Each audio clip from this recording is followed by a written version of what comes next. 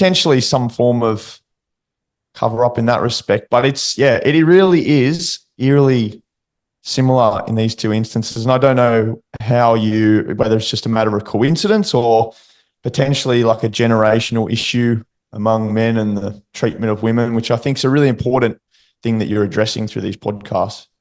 Thank you. I think it's combination of those, and we've learned so much as a society since the 90s and 2000s about the propensity of mostly male partners. Of course, there'll be some female partners who will do this too, but males to kill their spouse and then go to pretty elaborate lengths to conceal that crime.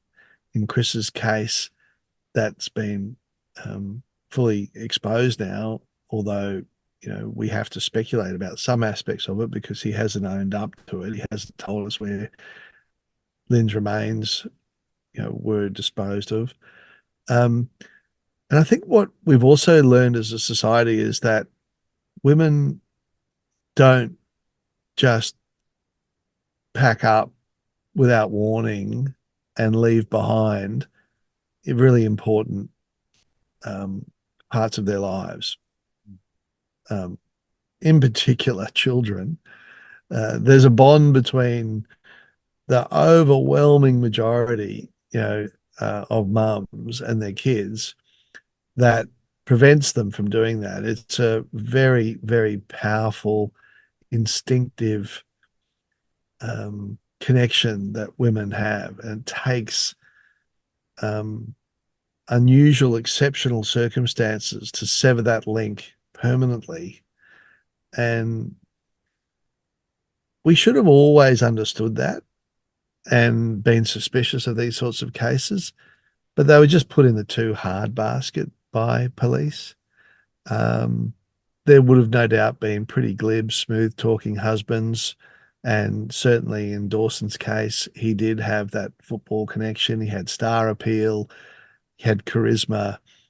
After he'd finished playing with the Newtown Jets, he was a bit of a hero on the Northern Beaches and played footy with the Belrose Eagles, one of the senior detectives on the Northern Beaches, helped run that club. It had even helped recruit Chris and Paul Dawson after their first grade Newtown Jets careers to play for Belrose.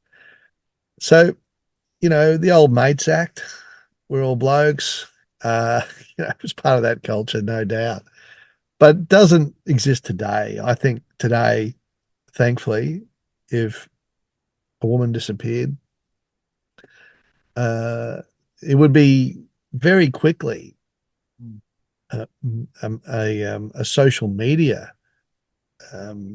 concern, and then no doubt a mainstream media and police concern, and they would be immediately or soon afterwards checking the house, the car, phone records, bank accounts, getting warrants to intercept communications between husband and wife on text and so on, and to work out what the relationship looked like.